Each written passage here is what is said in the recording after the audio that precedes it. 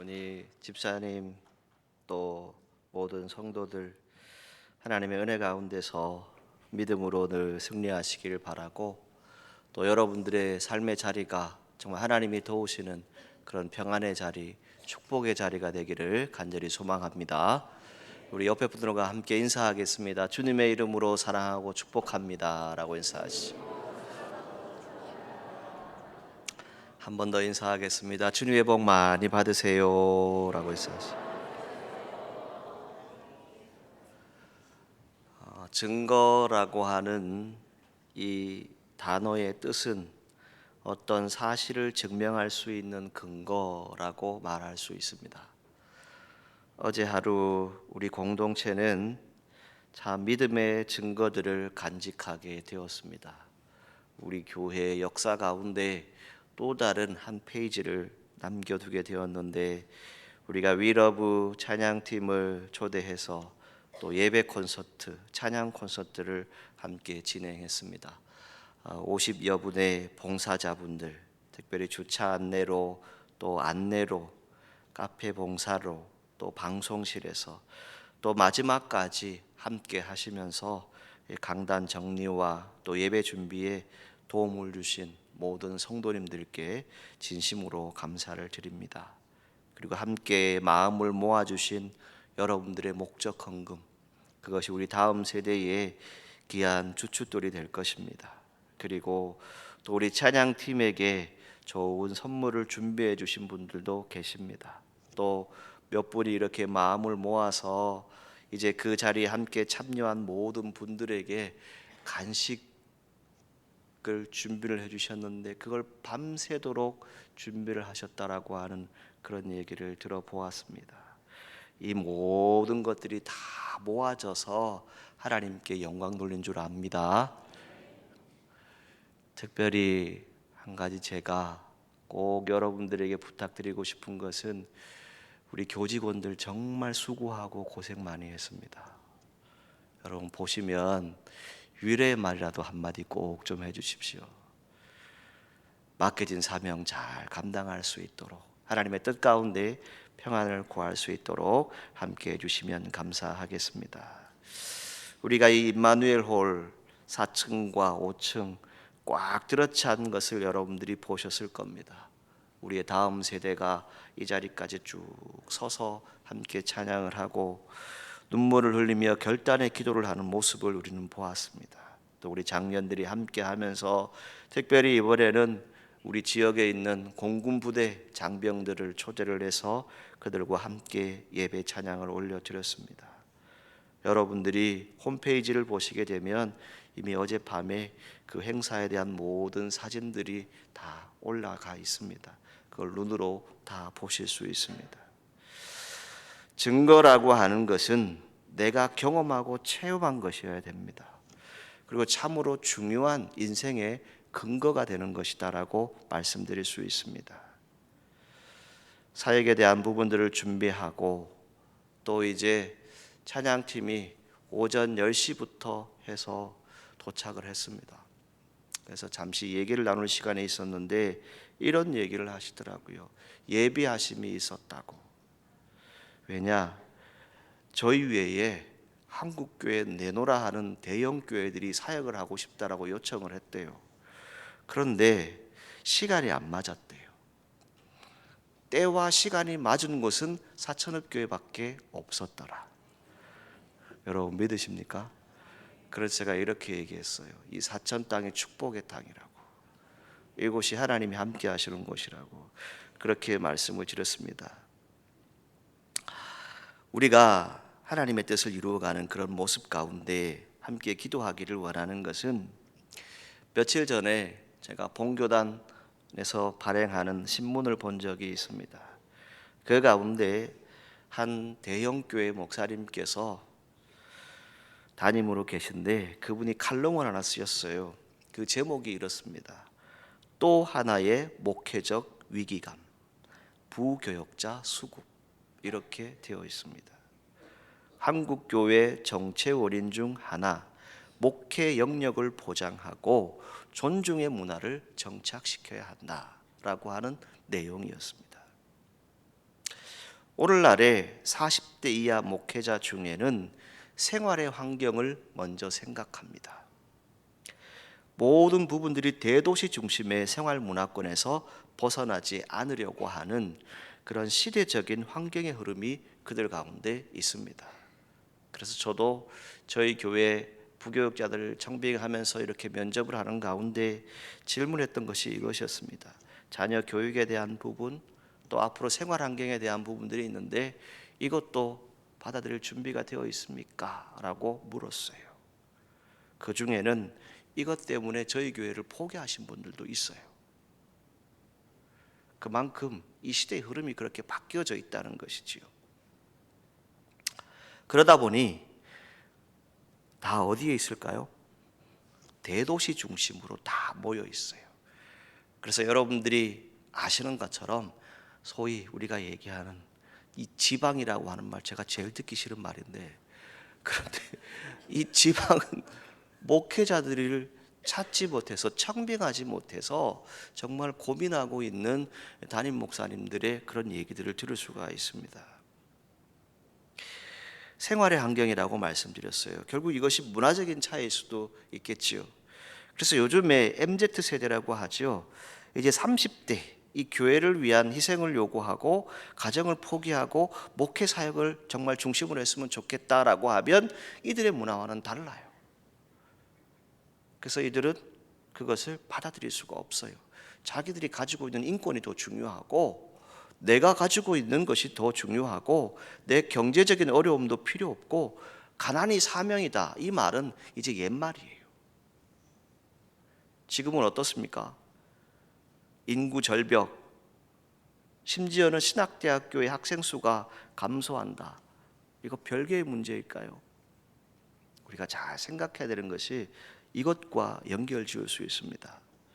어제 찬양을 마칠 때쯤 제가 한 30분 전부터 저기 찬양대 저기에 앉아 있었어요. 마지막 기도회를 우리가 했지요.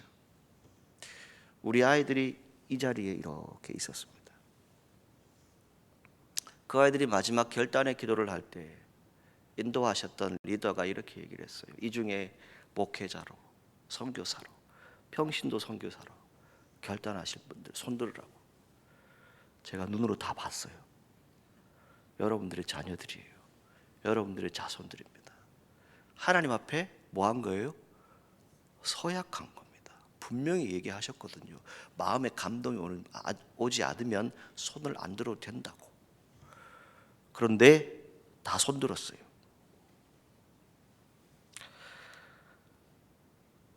제가 끝나고 이런 얘기를 나누었어요.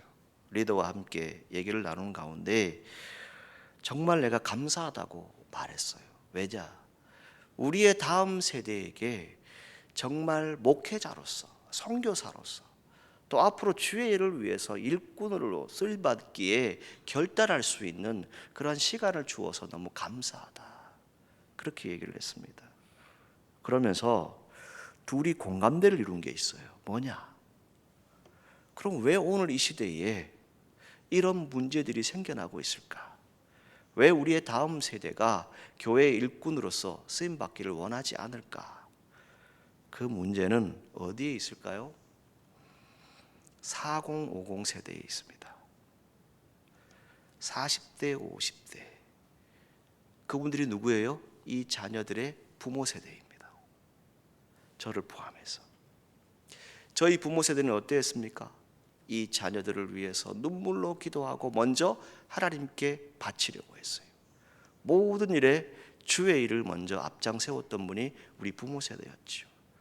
근데 우리는 그 부모 세대의 은혜를 가지고 살아왔어요. 그런데 이제 우리는 그 시간들을 잃어버리고 있다는 것이죠. 단적인 예를 들면 제가 우리 진 목사님과 제가 성경 공부를 개강을 하겠다고 여러분들에게 몇 주간 광고를 하고 모집을 했습니다. 그런데 여러분 개설을 못했어요. 왜일까요? 인원이 미달되어서. 여러분 이게 우리 교회만의 얘기일까요? 아닙니다. 지금 한국 교회의 이야기입니다. 말은 하지만 실천하지 않아요. 신앙이 있는 것 같은데 뜨거운 열정들이 사라져가고 있어요. 봉사 이제는 하지 않으려고 합니다. 그런데 여러분 가운데 여러분들의 자녀들이 주의 종으로 선교사로 사역하겠다고 결단했다고요. 그럼 이제 여러분들은 뭐 하셔야 돼요? 그 자녀들이 결단한 거 나는 몰라 라고 말할 수 있겠지요. 그런데 여러분, 하나님은 반드시 그 시간, 그 증거를 가지고 계십니다. 그럼 우리 부모 세대가, 우리의 선진들이 해야 될 일이 무엇입니까? 이 자녀들이 정말 믿음으로 잘 성장해서 하나님의 일을 위해서 정말 헌신할 수 있는 그러한 일꾼, 축복의 통로들이 될 수 있도록 꼭 기도해 주시기를 주님의 이름으로 부탁합니다. 집회가 마친 후에 이 자리에 이렇게 있는데 우리 중고등부 학생들이 저에게 왔어요. 포스터를 들고 왔어요. 목사님, 저기 찬양팀하고 사진도 찍고 싶고 사인도 받고 싶은데 어떻게 좀 안 될까요? 그래서 제가 어떻게 안 된다고 그러는데 제가 담임 목사니까 가자 그래갖고 끌고 내려갔죠. 대기실에 가서 사진도 찍게 하고 사인도 받게 했어요. 그것으로 끝나는 게 아니라 여기 와서도 계속 사진을 찍고 사인을 받더라고요. 그래서 저기 중간쯤에서 제가 장모님 한 번하고 이런 얘기를 나누었어요. 우리도 사인할 수 있는데. 여러분, 문화적인 차이일 수 있습니다. 그런데 여러분, 시대의 문화는 바뀌지만 마음의 진심은 똑같습니다. 하나님을 향한 열정, 신앙의 중심은 똑같습니다. 여러분, 잘 맞췄다, 뭐 하나의 추억으로 남을 수 있겠다라고 생각하지만 아닙니다. 여러분, 더욱 힘을 내어서 우리 함께 출발해 보시기를 간절히 소망합니다. 할 수 있습니다. 꽉 찬 예배가 되어줄 수 있다는 것이지요. 이것이 하나님이 원하시는 마음이 아니겠습니까? 저와 여러분들의 마음을 여시고 정말 주님의 구원과 능력, 하나님의 나라, 그리스도의 권세, 정말 어린 양의 피로 거룩함을 입은 그러한 성도들로 채워지는 우리 사천읍 교회가 되기를 주님의 이름으로 축복합니다. 제 인생에 있어서 운동선수라고 하는 꿈을 잠시 꾼 적이 있습니다. 제 꿈은 스파이크 서브를 멋지게 넣는 선수였습니다. 서브, 패스, 토스, 리시브, 스파이크, 블로킹, 이러한 것들이 있습니다. 이 공은 65에서 67cm 정도 됩니다. 그리고 그 무게는 약 260에서 280g입니다. 배구공이지요.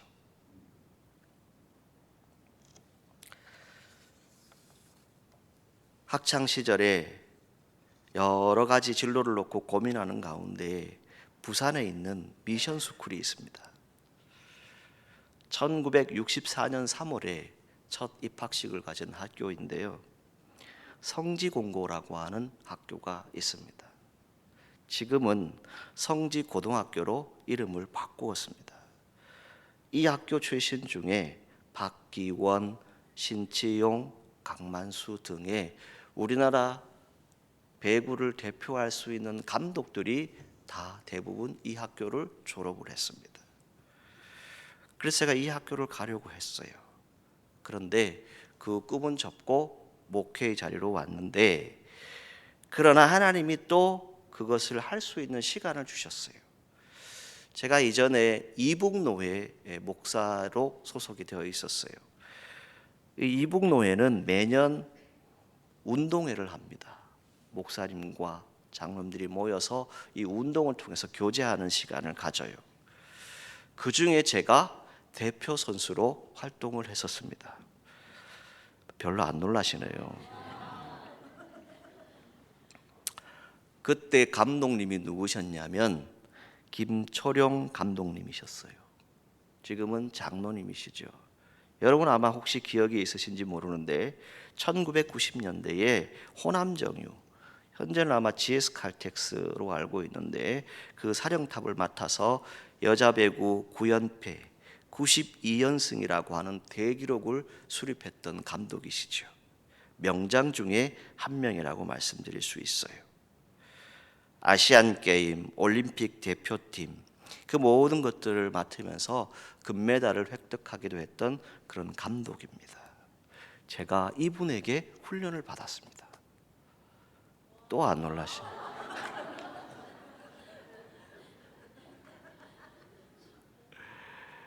그 훈련 받는 2달 동안 어떤 마음이었냐면 이런 것이었어요. 제가 전라남도에서 군 생활을 했습니다. 그래서 그쪽 방언을 조금 압니다. 네. 그 말 중에 이런 말이 있어요. 징하다, 겁나게, 이런 말을 많이 하지요. 그래서 제가 진 목사님께 물었어요. 이것보다 더 센 말이 뭐냐? 라고 물으니까 허벌나게요 이러더라고요. 네. 징하게, 겁나게, 허벌나게 훈련을 받았어요. 2달 동안. 새벽 예배가 마치고 일정의 장소에 모입니다. 그러면 이 감독님이 늘 하셨던 얘기가 이거였어요. 자기는 배구 대표팀을 맡아서 하면서 첫 번째는 이것을 얘기하셨대요. 혹독한 스파르타식 훈련을 시켰다는 거죠. 그리고 2번째는 독실한 기독교 신앙인으로 그 팀을 무장시켰다는 거예요. 원래는 무교예요, 이분이. 그런데 후에 예수님을 믿게 되고 그 일들을 감당하시게 되는데, 이분이 훈련을 하면서 저에게 가르친 3가지가 있어요. 그 첫 번째는 이것입니다. 공의 방향을 정확히 보라는 것이죠. 공이 어디로 가는지 사람을 보지 말고 공을 보라는 거예요. 공격자의 위치, 동작을 정확하게 파악하라는 것이었어요. 그리고 가시성을 보인다라고 하는 것을 말씀해 주셨어요. 2번째는 뭐냐면 공의 밑 아래로 들어가라. 멀찍이 바라보는 것이 아니라 아래로 들어가라 라고 말씀해 주셨어요. 뭘 얘기합니까? 엎드리라는 거예요. 겸손하라는 거예요. 낮추라는 것이죠. 몸을 낮추지 않으면 공을 볼 수가 없다는 것이죠. 그리고 또 하나는 시작했으면 무조건 이겨야 한다는 거예요. 지금부터는 목사도 장로도 아닙니다. 그냥 우리 노예를 대표하는 선수입니다 라고 얘기를 하셨어요. 그래서 감독님이 저희들에게 하신 것은 뭐였어요? 아주 강한 스파르타식 훈련을 시켰어요. 그때 깨달은 것이 이것이었어요. 뭐냐면 사명은 뭐예요? 죽는 겁니다. 사명은 이왕 시작했으면 끝까지 가셔야 돼요. 끝까지 뭔가 얻을 수 있는 믿음의 자리가 필요하다는 것이죠. 그래서 내게 주어진 사명을 다해야 되는 것이고, 그것이 목회도 마찬가지니까 목사님들 그렇게 목회하세요 라고 그렇게 전해주었던 기억이 났습니다. 여러분, 어떤 믿음의 자리에 여러분들이 거하십니까? 그 믿음의 자리, 정말 주님의 뜻 가운데 거하시기를 바라고, 주님이 허락하신 것을 잘 분별할 수 있는 저와 여러분들이 되기를 간절히 소망합니다. 그럼 믿음은 무엇이라고 우리가 적용해 볼 수 있겠습니까? 믿음은 바라는 것들의 실상이다라고 말하지요. 이 바라는 것의 원문의 의미는 기대하다, 자신하다, 희망하다, 확신하다라고 하는 그런 뜻을 가지고 있습니다. 어법상으로 보게 되면 확실하게 바라고 희망하는 것이 믿음이다라고 말씀드릴 수 있습니다. 무엇을 바라보느냐, 이 방향성이 확실해야 그 모든 것들을 이룰 수 있다라고 하는 것이지요.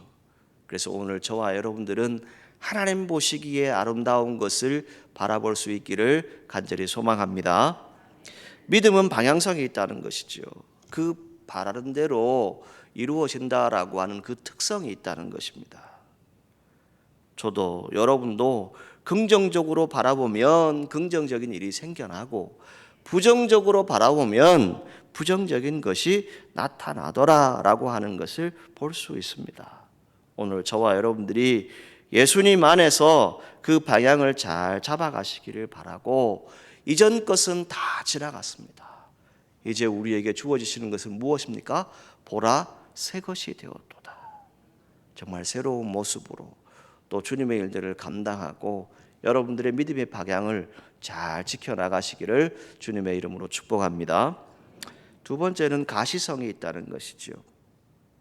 실제 사정, 정황이 있어야 된다는 것입니다. 어떤 실제 모양이나 상태가 있다는 것이죠. 즉 물적인 증거가 있어야 되고 인적 증거가 있어야 되고 상황을 판단할 수 있는 증거가 있어야 돼요. 재판을 하려면 이것이 있어야 되죠. 이 증거가 없으면 재판이 안 돼요. 물론 다른 것으로 할 수 있겠지만 그만큼 이 증거는 중요하다는 것이죠. 스스로 나팔을 불지 않아도 됩니다. 성경이 말씀하는 것은 무엇입니까?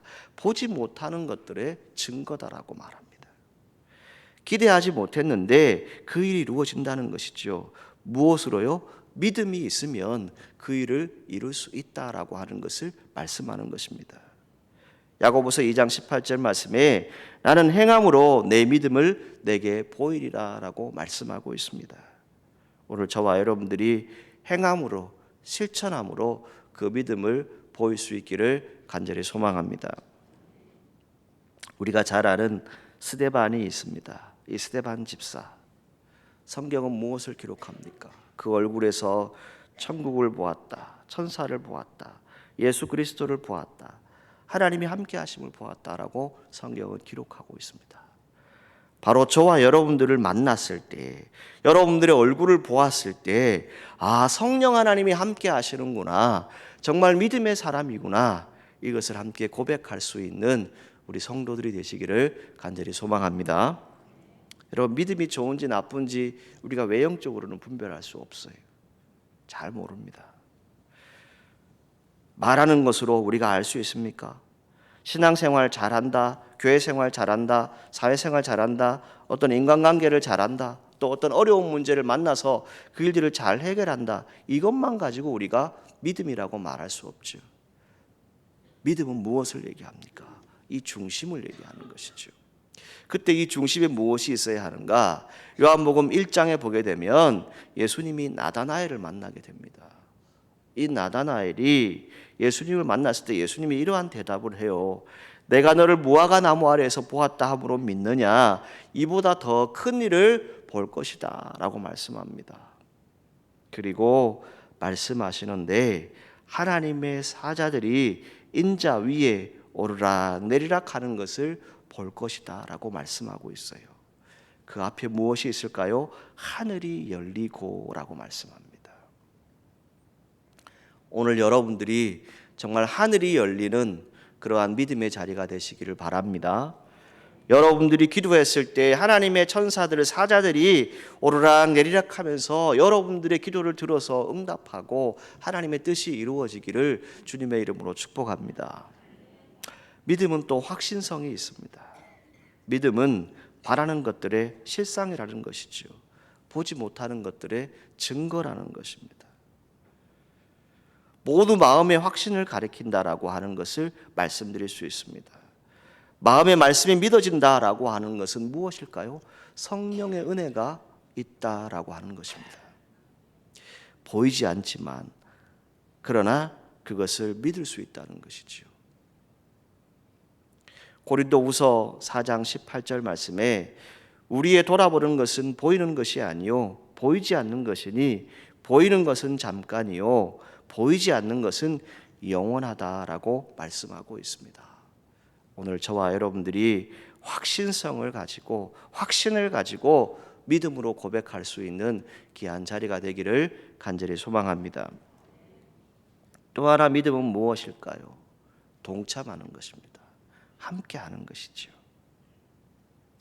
오늘 이 시대에 교회를 향해서 많은 사람들이 원하는 것이 무엇입니까?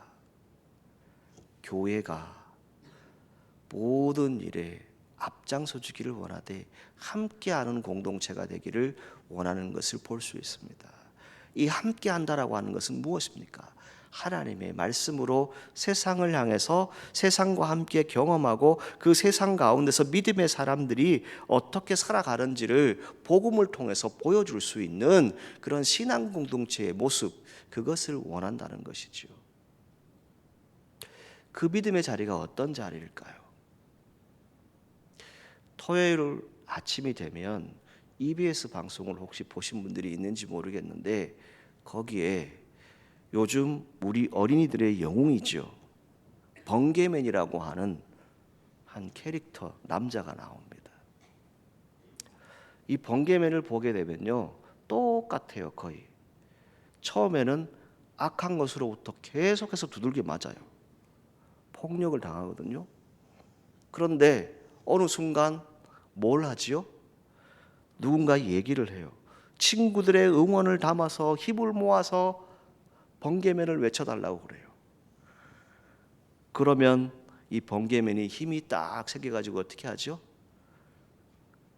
여러분 전혀 안 보셨어요? 번개 파워를 막 쏘잖아요.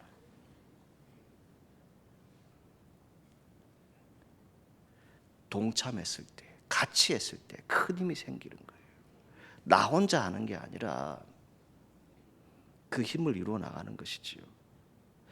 무엇을 말합니까? 저도 여러분도 세상에 살아가지만 로마서 12장 21절에 말하는 것은 악에게 지지 말고 선으로 악을 이기라라고 말씀해요. 그 캐릭터 하나를 보면서도 느끼는 것이 그거예요.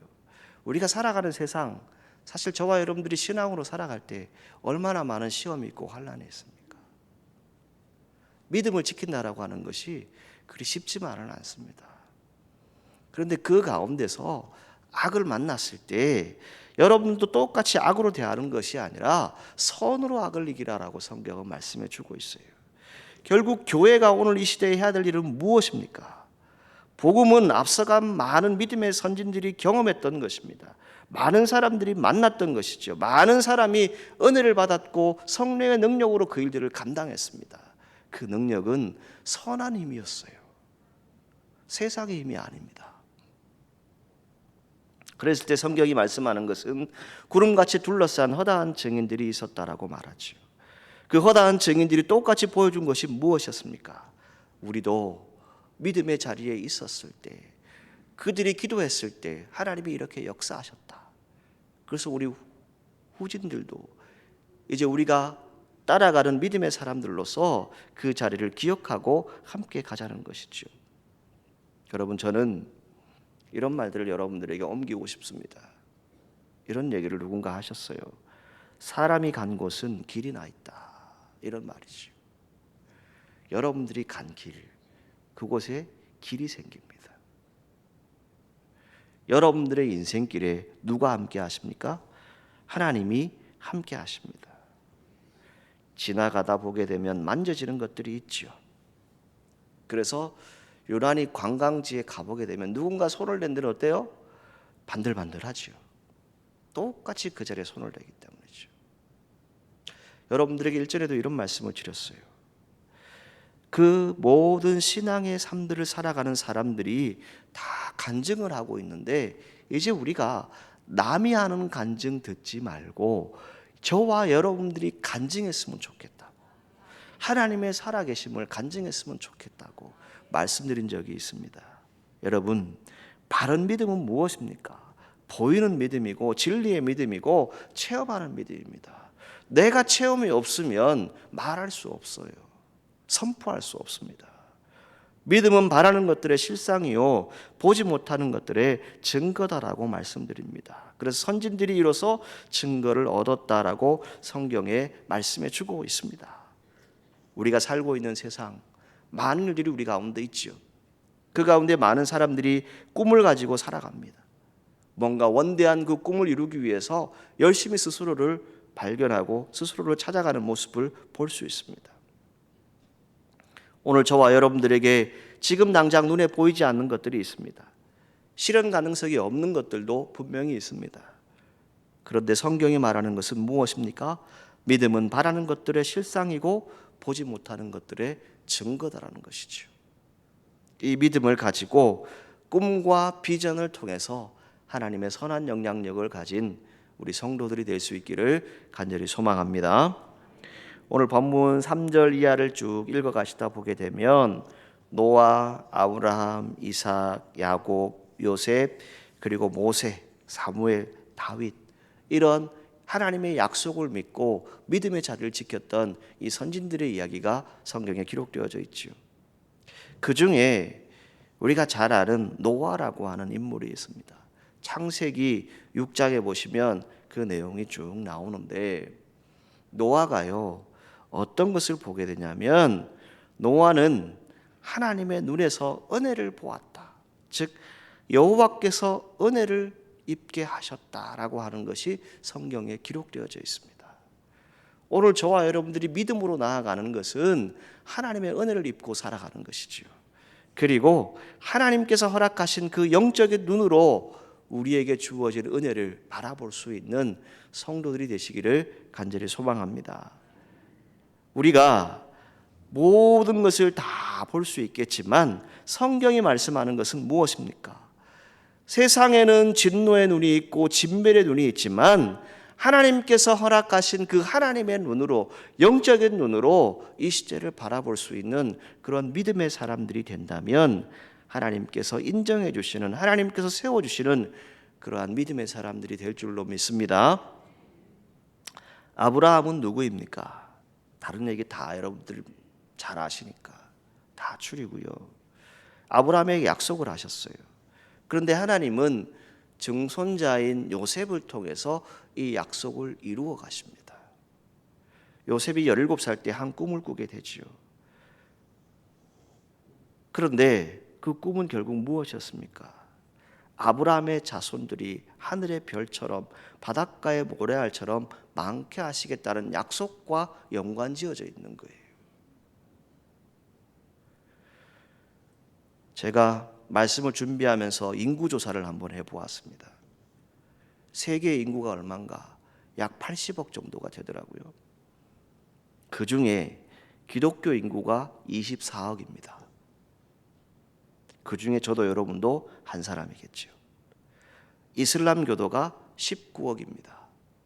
자, 80억 중에 43억 정도가 누구의 후손들인가요? 아브라함의 후손들입니다. 전 세계 인구의 반이 누구의 후손이라고요? 아브라함의 후손이라고 말한다고요.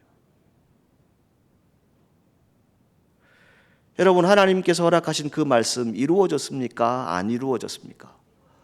이루어졌지요. 아브라함에게 약속하신 그들의 후손들을 통해서 반드시 이루심을 성경을 통해서 볼 수 있습니다. 요셉이 노력해서 총리 대실이 되었다라고 생각할 수 있습니다. 자신의 가족을 위해서 그 일들을 했다라고 생각할 수 있겠지요. 그러나 요셉이 한 일은 결국 무엇입니까? 그 꿈을 마음속에 간직하고 하나님 앞에서 바르고 정직하게 살았을 때에 하나님이 그를 통해서 역사하셨다는 것이죠. 그 약속을 지키기 위해서 그의 꿈을 눈에 보이는 실상, 즉 현실로 만든 사람이 바로 요셉이었습니다. 오늘 저와 여러분들이 그런 믿음의 사람들이 되기를 간절히 소망합니다. 빌립보서 2장 13절에 이렇게 말하죠. 너희 안에서 행하시는 이는 하나님이시니 자기의 기쁘신 뜻을 위하여 너희로 소원을 두고 행하게 하신다라고 말씀합니다. 오늘 살아가는 성도 여러분, 저도 여러분도 교회를 위한, 나라와 민족을 위한, 세계를 위한 원대한 꿈과 비전을 가지고 믿음의 증거들을 가진 사천읍교회 성도들이 되시기를 주님의 이름으로 축복합니다. 사람의 눈으로 현상을 보지 말고 믿음의 눈으로 하나님께서 지으신 이 세계를 바라보라는 것이지요. 그리고 하나님께서 저와 여러분들에게 꿈과 소망을 주신다면 그 꿈과 소망을 가지고 하나님의 뜻을 이루라라고 성경은 말씀해 주고 있습니다. 자, 그렇다면 이 믿음의 산 증거가 무엇입니까? 간단히 말씀드리면 믿음은 어떤 것입니까? 저도 여러분도 믿음 생활한다라고 말은 합니다. 그런데 정말 증거할 것이 있습니까? 증명할 것이 있습니까? 마태복음 17장과 마가복음 9장에 보게 되면 똑같은 얘기가 하나 나오는데 귀신 들린 아이를 고치는 사건이 있습니다. 그 사건 가운데 예수님이 이런 말씀을 하셔요. 기도 외에 다른 것으로는 이런 유가 나갈 수 없다라고 말씀하셔요. 그리고 믿음이 없는 세대에게 하시는 말씀이 뭐냐? 너희에게 겨자씨 한 알만큼의 그 믿음만 있었다면 이 일들을 할 수 있었다라고 성경에 기록하고 있습니다. 오늘 저와 여러분들이 이 시대에 해야 될 일은 다른 것에 있지 않습니다. 겨자씨만큼의 그러한 믿음을 가질 수 있기를 축복합니다.